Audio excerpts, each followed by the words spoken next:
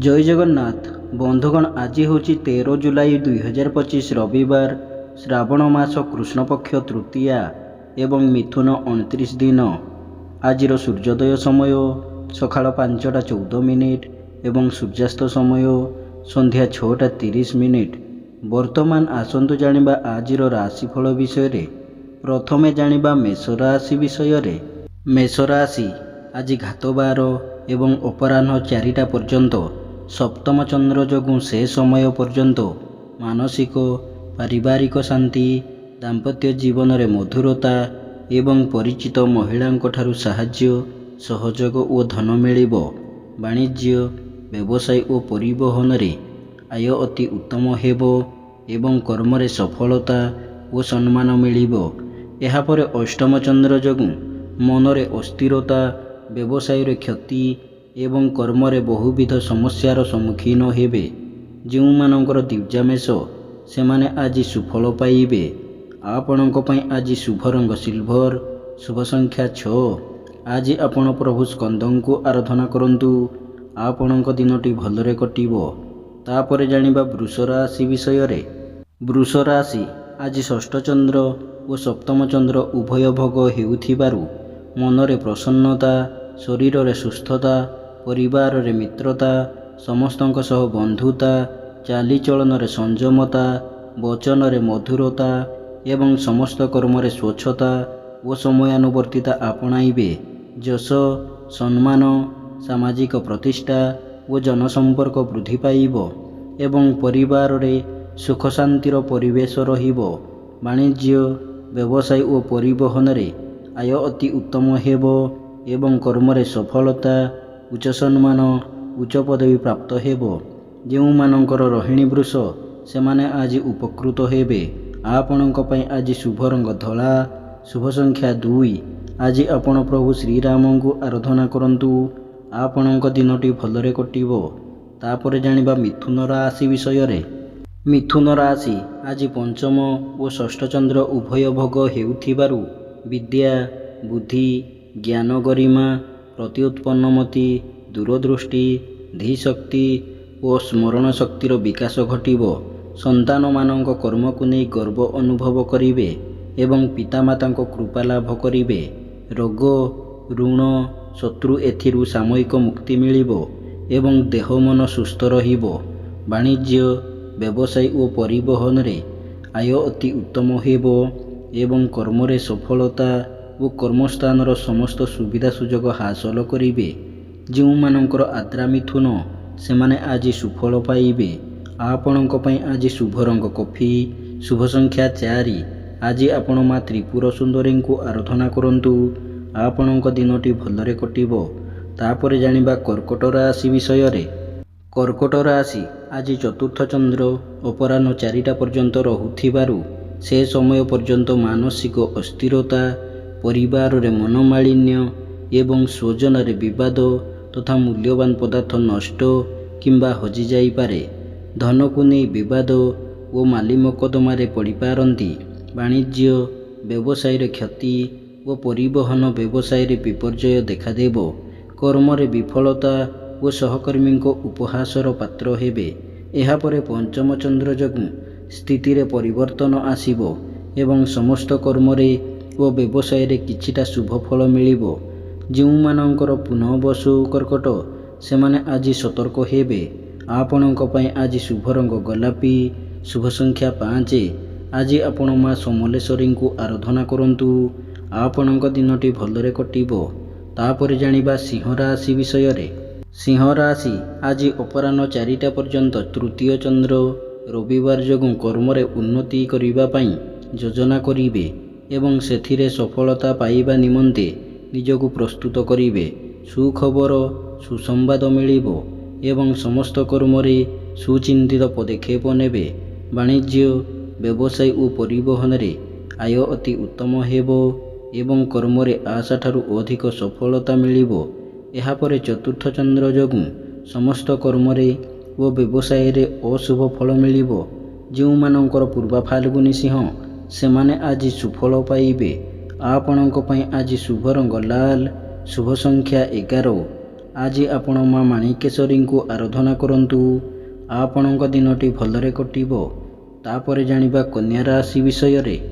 କନ୍ୟା ରାଶି ଆଜି ଦ୍ୱିତୀୟ ଓ ତୃତୀୟ ଚନ୍ଦ୍ର ଉଭୟ ଭୋଗ ହେଉଥିବାରୁ ଧନ ସମ୍ପଦ ବୃଦ୍ଧି ପାଇବ ଏବଂ ଆୟର ନୂତନ ମାର୍ଗ ଖୋଲିବ।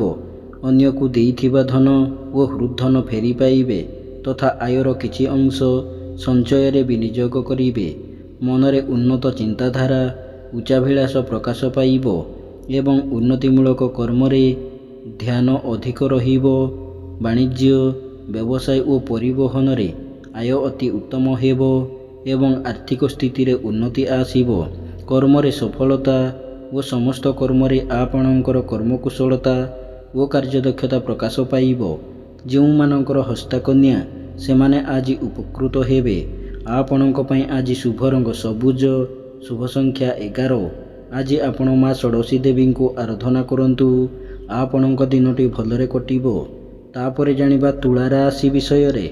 ତୁଳା ରାଶି ଆଜି ଶ୍ରୀଚନ୍ଦ୍ର ଓ ଦ୍ୱିତୀୟ ଚନ୍ଦ୍ର ଉଭୟ ଭୋଗ ହେଉଥିବାରୁ ଧନ, ମାନ ସମ୍ମାନ, ଲକ୍ଷ୍ମୀଙ୍କର କୃପା, ସ୍ୱଜନରେ ସୁସମ୍ପର୍କ ଏବଂ ଚାଲିଚଳନ, ବ୍ୟବହାର, କଥାବାର୍ତ୍ତା ମାର୍ଜିତ ଓ ସର୍ବଜନ ଆଦୃତ ହେବ। ଧନର ସତ୍ ବିନିଯୋଗ କରିବେ ଏବଂ ଉନ୍ନତିମୂଳକ କର୍ମରେ ଧନର ବିନିଯୋଗ କରିବେ। ବାଣିଜ୍ୟ, ବ୍ୟବସାୟ ଓ ପରିବହନରେ ଆୟ ଅତି ଉତ୍ତମ ହେବ ଏବଂ ନୂତନ ବ୍ୟବସାୟର ସୁଯୋଗ ଜୁଟିବ। କର୍ମରେ ସଫଳତା ଓ ପଦସ୍ଥ ଅଧିକାରୀଙ୍କ ଶୁଭ ଦୃଷ୍ଟିରେ ରହିବେ। ଯେଉଁମାନଙ୍କର ସ୍ୱାତି ତୁଳା ସେମାନେ ଆଜି ଉପକୃତ ହେବେ।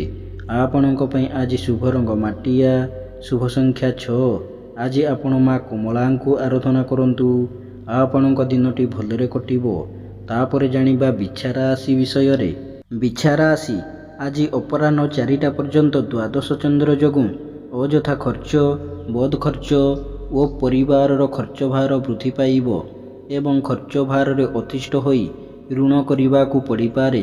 ମନ ଅସ୍ଥିର, ବ୍ୟଗ୍ର ଓ ଚାପଗ୍ରସ୍ତ ରହିବ ଏବଂ ଚାଲିଚଳନ, ବ୍ୟବହାର ବିବାଦୀୟ ହେବ। ବାଣିଜ୍ୟ, ବ୍ୟବସାୟ ଓ ପରିବହନରେ ଆୟଠାରୁ ବ୍ୟୟ ଅଧିକ ହେବ ଏବଂ କର୍ମରେ ବିଫଳତା ଓ ସମସ୍ତ କର୍ମରେ ଅଯଥା ବିଳମ୍ବ ଦେଖାଦେବ। ଏହାପରେ ଶ୍ରୀଚନ୍ଦ୍ର ଯୋଗୁଁ ସ୍ଥିତିରେ ସାମାନ୍ୟ ପରିବର୍ତ୍ତନ ଆସିବ ଏବଂ ରୋଗ, ଋଣ, ଦୁଃଖ, ଶୋକ ଓ ମାନସିକ ଅବସାଦରୁ ମୁକ୍ତ ହେବେ। ଯେଉଁମାନଙ୍କର ବିଶାଖା ବିଛା ସେମାନେ ଆଜି ସତର୍କ ହେବେ। ଆପଣଙ୍କ ପାଇଁ ଆଜି ଶୁଭ ରଙ୍ଗ ହଳଦିଆ, ଶୁଭ ସଂଖ୍ୟା 11।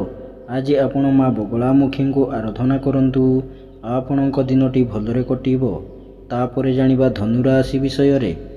ଧନୁରାଶି ଆଜି ଏକାଦଶ ଚନ୍ଦ୍ର, ଏକାଦଶୀ ତିଥି, ରବିବାର ଓ ବୃହସ୍ପତିଙ୍କ ନକ୍ଷତ୍ର ଭୋଗ ହେଉଥିବାରୁ ଭାଗ୍ୟରେ, କର୍ମରେ ଓ ଆର୍ଥିକ ଅବସ୍ଥାରେ ଉନ୍ନତି ଆସିବ। ନୂତନ କର୍ମାରମ୍ଭ, ବ୍ୟବସାୟ ଆରମ୍ଭର ଯୋଜନା କରିବେ ଏବଂ ଆୟର ଆଖିଦୃଷ୍ଟିଆ ଅଭିବୃଦ୍ଧି ଘଟିବ। ଉନ୍ନତିମୂଳକ କର୍ମରେ ଧ୍ୟାନ ଅଧିକ ରହିବ ଏବଂ ସମସ୍ତ ଗୁରୁତ୍ୱପୂର୍ଣ୍ଣ ନିଷ୍ପତ୍ତି ନେବାରେ ସମର୍ଥ ହେବେ।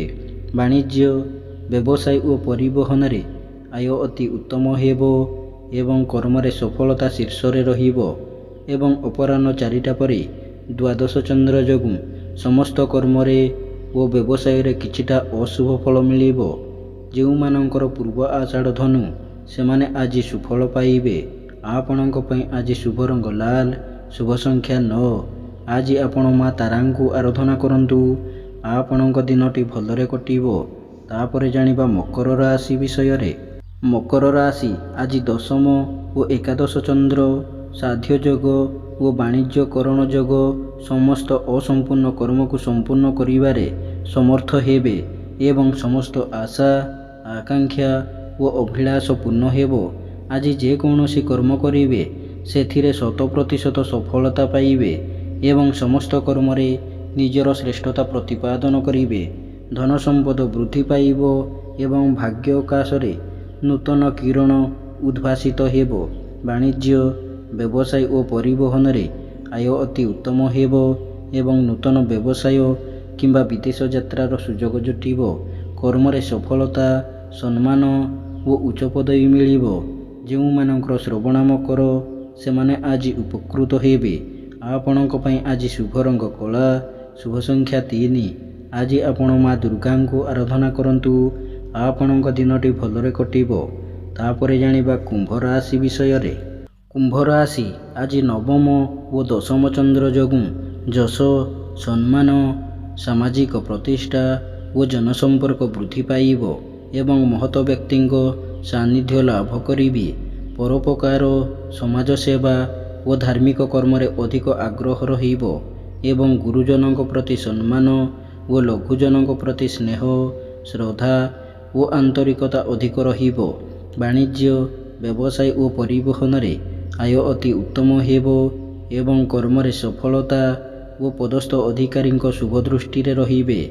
ଯେଉଁମାନଙ୍କର ଶତଭିଷା କୁମ୍ଭ, ସେମାନେ ଆଜି ସୁଫଳ ପାଇବେ। ଆପଣଙ୍କ ପାଇଁ ଆଜି ଶୁଭ ରଙ୍ଗ ବାଇଗଣୀ, ଶୁଭ ସଂଖ୍ୟା 6। ଆଜି ଆପଣ ମା କାଳୀଙ୍କୁ ଆରାଧନା କରନ୍ତୁ। ଆପଣଙ୍କ ଦିନଟି ଭଲରେ କଟିବ। ତାପରେ ଜାଣିବା ମୀନ ରାଶି ବିଷୟରେ।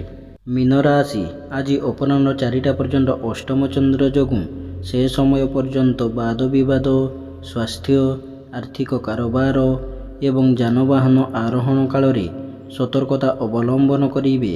ମନ ଅସ୍ଥିର, ବିଷାଦଗ୍ରସ୍ତ ରହିବ ଏବଂ ଶାରୀରିକ ପୀଡ଼ା ଭୋଗିବେ।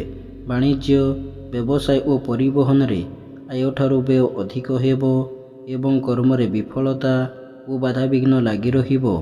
ଏହାପରେ ନବମ ଚନ୍ଦ୍ର ଯୋଗୁଁ ସମସ୍ତ କର୍ମରେ ଓ ବ୍ୟବସାୟରେ ଶୁଭ ଫଳ ମିଳିବ। ଯେଉଁମାନଙ୍କର ଉତ୍ତର ଭାଦ୍ର ମୀନ, ସେମାନେ ଆଜି ସୁଫଳ ପାଇବେ। ଆପଣଙ୍କ ପାଇଁ ଆଜି ଶୁଭ ରଙ୍ଗ ଗୋଲାପୀ, ଶୁଭ ସଂଖ୍ୟା 7। ଆଜି ଆପଣ ପ୍ରଭୁ ଶ୍ରୀ ଜଗନ୍ନାଥଙ୍କୁ ଆରାଧନା କରନ୍ତୁ। ଆପଣଙ୍କ ଦିନଟି ଭଲରେ କଟିବ।